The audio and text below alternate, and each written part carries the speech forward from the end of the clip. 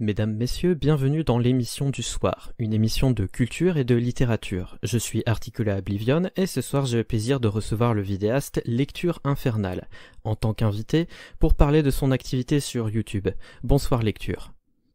Bonsoir Articulat, super content d'être là. Tu permets que je t'appelle Artie, ça te dérange pas? Mais bien sûr.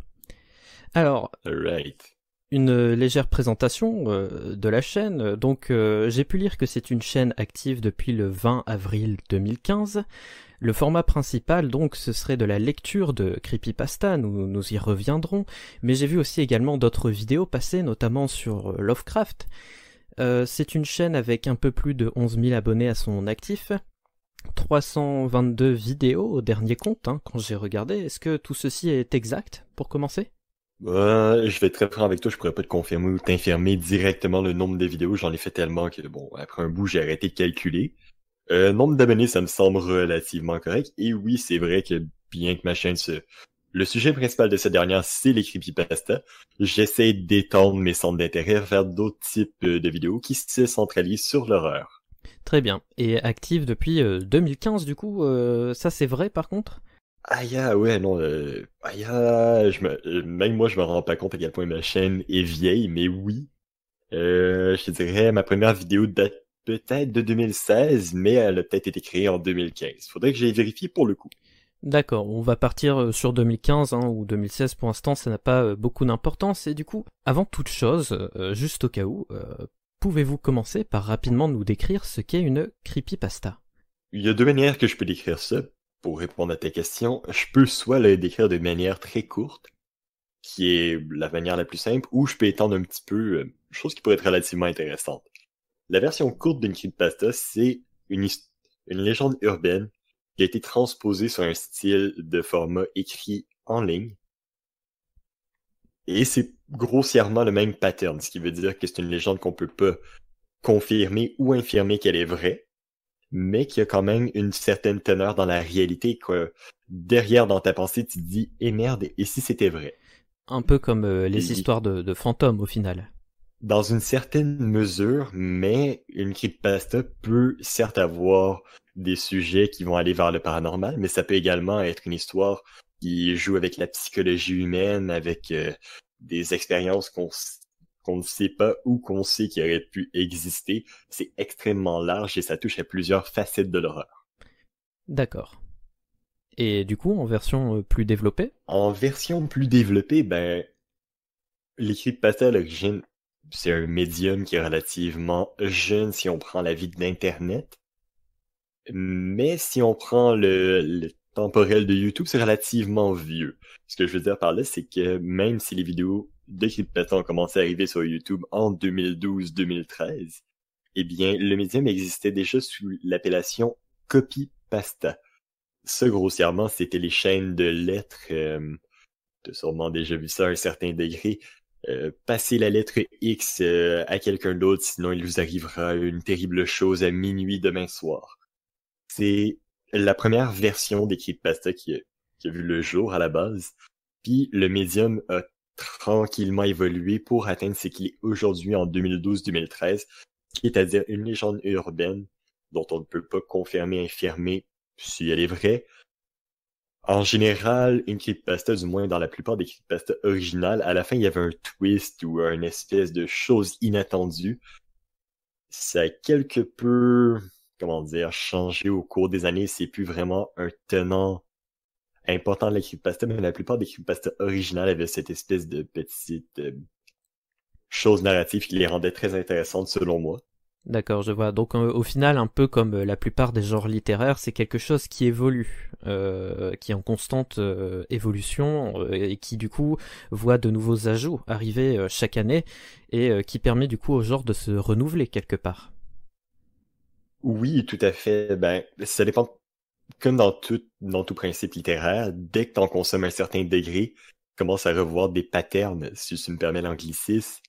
Euh, tu vois des choses qui se répètent à un certain degré, mais il est vrai que les creepypastas arrivent très bien à transposer qui arrive dans la vie de tous les jours.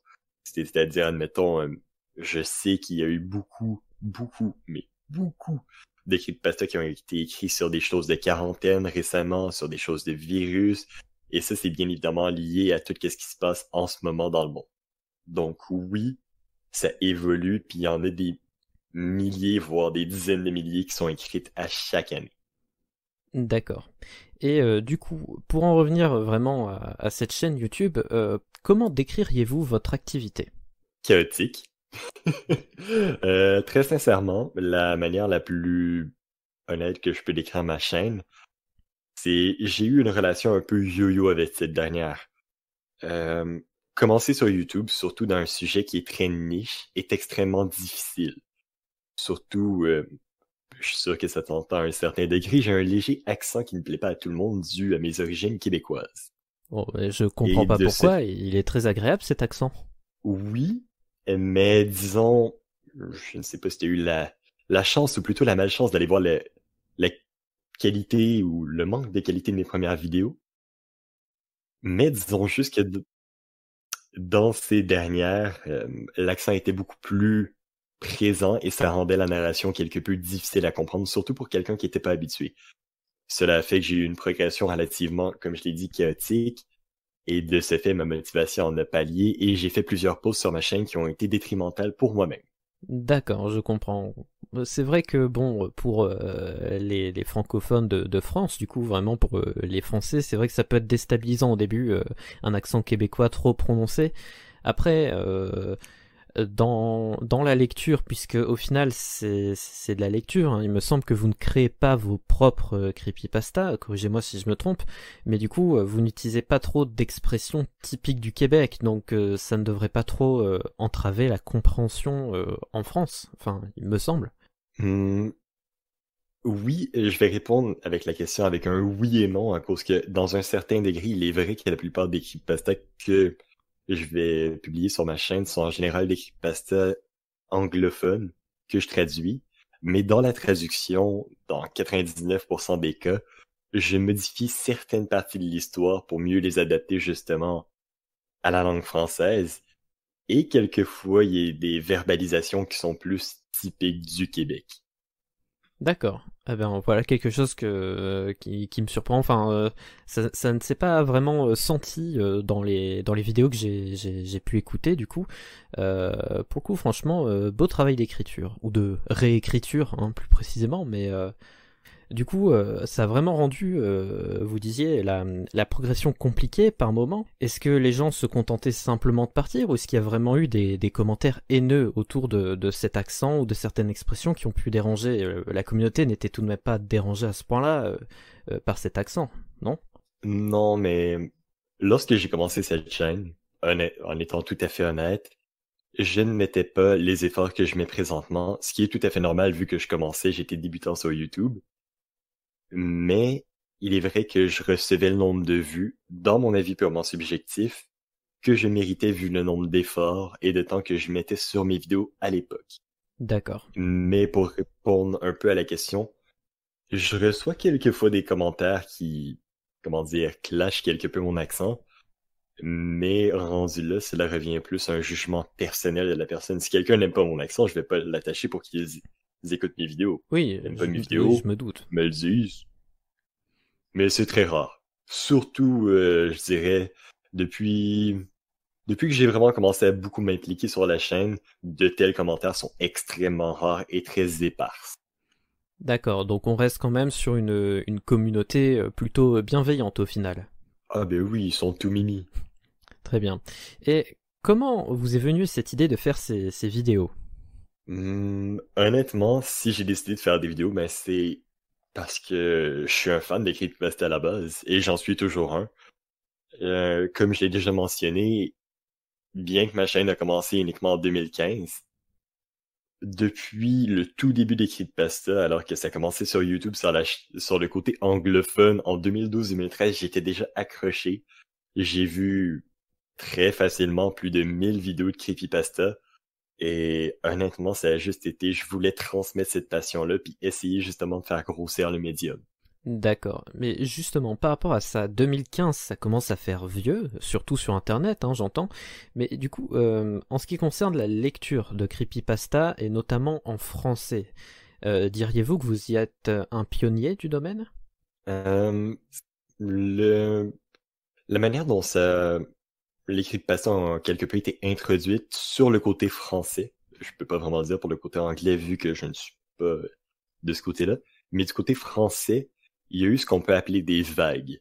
La plupart des narrateurs de creepypasta originales ont quelque peu déserté la scène. De ma connaissance personnelle, moi je fais partie de la deuxième vague pour un peu centrer.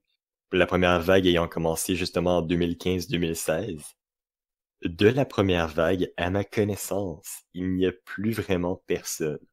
De la deuxième vague qui sont arrivés justement à la fin 2015, il y aurait moi et Récits Fantastiques. De là à dire que nous sommes des piliers dans le genre, pas vraiment, vu que nous ne sommes pas ceux qui a quelque peu apporté le médium aux yeux du grand public, mais dire qu'on a laissé notre patte sur justement l'aspect français des creepypasta, je me sens assez confiant pour dire que oui. D'accord. C'est un point de vue très humble au final. Tout de même, parce que du coup, si j'ai bien suivi ce que vous avez dit, vous êtes l'un des plus anciens du domaine encore en activité aujourd'hui. Ça mérite un certain respect quelque part dans le domaine, enfin je suppose, non? Euh, je veux dire, tout dépend de la perception des personnes relatives au médium. Il y a beaucoup de personnes justement qui me suivent depuis extrêmement longtemps. Je revois des abonnés que je me rappelle que j'avais eu alors que j'avais à peine 30 abonnés et ça me fait toujours sourire de les revoir. Mais c'est pas nécessairement à cause que quelqu'un est le plus vieux dans un domaine que ça sous-entend que c'est la meilleure personne dans le domaine ou que c'est lui qui va être le plus apprécié dans ce domaine-là. Je veux dire, je suis très satisfait de la communauté que j'ai présentement, mais je pense pas que ma longévité sous-entend que je devrais être le plus gros YouTuber de creepypasta. J'entends bien. Ensuite, parlons en soi un peu plus du coup du travail que vous apportez sur les vidéos, outre la narration qui va nécessiter un certain temps d'enregistrement et de montage audio, je suppose. Il y a aussi certaines illustrations visuelles. Il y a un travail de traduction, ça vous l'avez dit. Avant ça, il doit probablement y avoir un travail de sélection des histoires.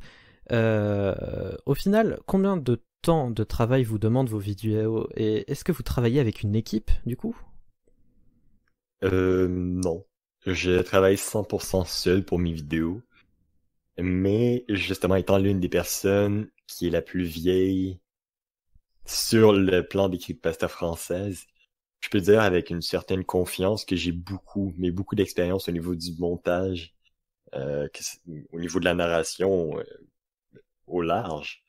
De ce fait, une vidéo qui m'aurait pris facilement 8 heures au tout début de ma chaîne me prend maintenant de 3 à 2 heures. Pour mettre ça en perspective, une vidéo globalement de 10 minutes me prendrait approximativement 20 à 25 minutes pour l'enregistrement, un 45 minutes pour le clean-up de l'audio. Après ça, il y aurait potentiellement un 30 minutes pour le montage visuel. Il y a la miniature et la description, on rajoute à peu près un 15 minutes. Donc oui, grossièrement, 10 minutes de vidéo prennent approximativement 2 heures de temps. D'accord. Ça reste impressionnant tout de même. J'aurais pensé que ça prenait plus de temps, surtout avec toute cette histoire de sélection de l'histoire et de traduction. Je me serais attendu à un score beaucoup plus élevé, mais ma foi, en effet, c'est vrai que l'efficacité s'acquiert avec le temps. Je pense qu'il est temps d'en parler. Vous avez aussi également une seconde chaîne lancée il y a peu, appelée Horreur 101. Vous pouvez nous en parler un peu? Ben oui, avec plaisir. Vous l'avez mentionné un petit peu plus tôt, il y a plusieurs vidéos sur ma chaîne, bien que cette dernière soit focusée principalement sur les creepypasta, qui sortent quelque peu du lot. Notamment certaines sur l'univers de Lovecraft, quelques-unes qui parlent de Dead by Daylight, et j'en passe. C'est des vidéos avec une espèce de... qui sont pas centrées dans un principe narratif, comme les creepypasta. C'est plus une exploration d'un sujet qui tourne alentour de l'horreur. Que ce soit un film d'horreur, un personnage, un concept, un jeu vidéo. Le principe étant grossièrement, je prends un sujet de l'horreur qui m'intéresse et je le vulgarise pour qu'une personne tout à fait néophyte au sujet sorte de la vidéo en se disant « Ok, je comprends maintenant ceci ». D'accord. Voilà une chaîne qui me serait bien utile. Je pense que je vais aller m'abonner juste après cette interview. Et sinon, justement, tant qu'on parle encore justement d'horreur, puisque toute votre activité tourne un peu autour de ça, d'où vient cette passion de l'horreur? Hmm, je pense, honnêtement, si je fais une légère introspection de moi-même, que j'ai toujours aimé les sentiments, la montée d'adrénaline, le fait de se dire, merde, ça existait pour de vrai, qu'est-ce que je ferais dans une situation X ou Y? Et j'ai tellement appris de choses vis-à-vis du monde de l'horreur. C'est pas uniquement à cause que j'aime le kick que ça donne, mais j'aime également la manière dont c'est amené, le fait de savoir que l'horreur en soi vient souvent de légendes, de mythes, de contes. Et une fois qu'on commence un peu à rentrer dans les tenants et les advenants de l'horreur, on se rend compte que c'est des histoires très vieilles qui font juste se moderniser un peu plus. Les meilleurs exemples seraient des trucs comme les loups-garous, les vampires, les esprits. C'est tous des concepts qui se font à, à chaque centaine d'années réinventés, remis à la saveur du jour. Et je trouve ça fascinant vraiment. Pas uniquement de regarder la facette de l'horreur, mais de vraiment m'intéresser à aux petits détails, le comment du pourquoi ça s'est arrivé, d'où ça vient. Je dois être bizarre dans cette idée, mais je trouve l'horreur à un certain degré presque poétique. Je comprends. Honnêtement, je ne trouve pas ça si étrange, hein, mais d'accord, c'est une vision tout à fait particulière, et du coup, au final, ça fait écho à ces quelques vidéos que nous avons mentionnées sur Lovecraft, qui justement, lui, était à la fois un maître de l'horreur et un maître de la prose, et dont l'activité tournait justement autour de la poésie et de l'horreur en même temps. Vous êtes un grand fan de Lovecraft? Oui, vraiment. J'adore, bien que le style Lovecraft, petit défaut personnel, c'est un style où il ne changeait pas vraiment le modus operandum de son écriture. C'est un style d'écriture relativement répétitif. Une fois qu'on lit un certain nombre de ses histoires, on s'en rend compte. Mais oui, j'adore l'histoire qu'il y a derrière les contes ou les histoires, justement, qu'il a fait. J'aime la mythologie qui a été étendue par plusieurs autres auteurs. J'aime les phases d'écriture de Lovecraft à cause que peu de personnes savent que justement Lovecraft, au début de sa carrière, était quelqu'un qui était beaucoup plus versé dans la poésie. Il y a eu une période un petit peu plus Edgar Allan Poe. Ensuite, il a été vers une période où il faisait beaucoup plus de l'écriture du style onirique pour ensuite aller vers sa période Lovecraftienne de Cthulhu. Ah, donc au final, vous êtes une sorte de passionné de poésie autant que d'horreur. Je n'irais pas jusqu'à dire que je suis passionné de poésie. La chose Au que sens large, j'entends pas la littérature classique ou les poèmes en vers où tout doit rimer, mais quelque part, vous aimez ce côté un peu artistique et également la belle prose, non? oui, dans cette optique-là, oui, mais cela ne m'est jamais arrivé de sortir un poème et d'uniquement le lire pour le plaisir de lire un poème. J'aime les aspects poétiques de certaines histoires d'horreur et de leurs origines, mais je ne me suis jamais retrouvé à lire un poème et je ne pense pas que ça arrivera dans un futur proche. Je comprends, il faut quand même sa petite dose de frisson le soir. Je comprends. Je suis également au courant que vous travaillez en tant que doubleur pour la chaîne Archives Fondation SCP, une chaîne à 51 000 abonnés. Euh, Avant qu'on en parle plus avant, pouvez-vous juste nous rappeler ce qu'est un SCP? Ah, la question qui tue. Bon, il ne faut pas que je me trompe dans la terminologie à cause que sinon je vais me faire ramasser par tous les fans de SCP. Grossièrement, un SCP. C'est, en fait, c'est un objet. Et c'est une chose qui a été définie par la fondation SCP, qui est la fondation justement qui contient ces 10 objets. L'objet est en fait une chose qui doit être contenue due à ses propriétés. Ça peut aller de la créature qui se régénère et qui veut détruire la Terre, jusqu'à une mug de café qui peut verser de l'acide. D'accord.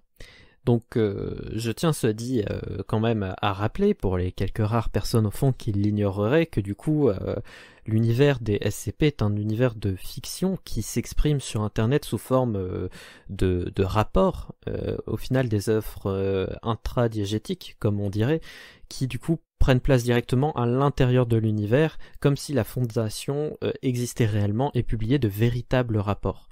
Je ne vais pas me targer de savoir si la fondation est réelle ou non. Je ne peux pas confirmer ou infirmer cette information, mais il est vrai qu'aucune preuve ne sous-entend que la fondation n'est réelle. Mais qui sait? Je ne suis pas omniscient. En effet, ce serait très amusant. Moi, la question qui me vient tout de suite en tête, c'est pourquoi travailler sur une autre chaîne en plus des deux vôtres? Vous avez un rapport particulier à l'univers des SCP? Très sincèrement, c'est juste que je kiffe l'univers. Je kiffe la manière dont c'est amené, la manière dont c'est développé, la manière dont ça l'a... C'est tout de même un sujet qui est très proche de l'horreur, à cause que plusieurs des SCP, justement, sont des créatures au pouvoir et aux teneurs qui dépassent complètement l'esprit humain. Mais également le fait qu'il y ait des créatures et des choses tout à fait loufoques, comme... Il y en a plusieurs que je peux pas justement nommer, mais disons juste qu'il y a un SCP toilette. Je laisse les gens faire leur découverte, mais ça vaut le détour. Et c'est censé être effrayant ou particulièrement étrange, ce SCP toilette? Ah, je ne suis pas sûr que je peux dire ça dans votre émission, mais autant dire que c'est un SCP qui aime visiter les gens lorsque ces derniers sont occupés. Je vois, un univers particulier tout de même, hein, si je puis me permettre, sans vraiment critiquer. L'univers SCP est extrêmement large, et de ce fait, il peut y avoir de la créature la plus terrifiante à la plus grotesque. Je vais utiliser cette terminologie car c'est ce qui décrit vraiment le mieux les SCP. Je comprends, je comprends, je laisse du coup le soin aux auditeurs d'aller voir ensuite sur la chaîne Archives Fondation SCP. Puisque nous parlons voilà, de votre travail sur votre chaîne principale, votre chaîne secondaire, sur cette chaîne autour du thème des SCP, me vient une autre question. Vous avez des projets pour l'avenir, de nouvelles émissions peut-être? Pour l'instant, non. Pour l'instant, ce que j'essaie vraiment de faire, c'est de peaufiner mes techniques de montage, de donner un meilleur contenu que celui que je donne présentement à mes abonnés. Il est sûr qu'il y a quelques creepypastas que je veux mettre à l'avant, qu'il y a certains sujets que je vais vouloir tacler sur ma chaîne Horror 101. Ça, c'est un fait. Mais je pense que je suis arrivé à un certain degré de maîtrise où j'en suis à essayer de vouloir pousser le type de contenu et pousser l'enveloppe. D'accord, je comprends. Donc vraiment pas de projet particulier pour l'avenir, si ce n'est une augmentation de la qualité sur le long terme. Exactement, rien de prévu présentement. Je vois, eh bien nous serons au rendez-vous. Eh bien, il me semble que nous avons fini pour ce soir. Merci Lecture Infernale d'avoir répondu à mes questions avec tant de franchise. Un petit mot pour la fin peut-être? Ben, merci de m'avoir eu. C'était vraiment super le fun d'être là pour cette interview-là. Première interview que j'ai fait. J'espère que je n'ai pas cassé mon auditoire ni la personne qui m'interviewait. C'était super nice. Puis bonne continuation. Merci. Je vous rassure, vous ne m'avez pas cassé, comme vous dites. Voilà qui conclut du coup cette première édition de l'émission du soir. C'était un plaisir du coup de vous recevoir vraiment également. Hein. C'était un plaisir partagé. En ce qui concerne nos auditeurs, n'hésitez pas à discuter dans les commentaires des sujets abordés ce soir, partagez l'émission et abonnez-vous pour les prochaines éditions, mais aussi à Lecture Infernale du coup. C'était Articula Oblivion et Lecture Infernale pour l'émission du soir. Bonne nuit à tous.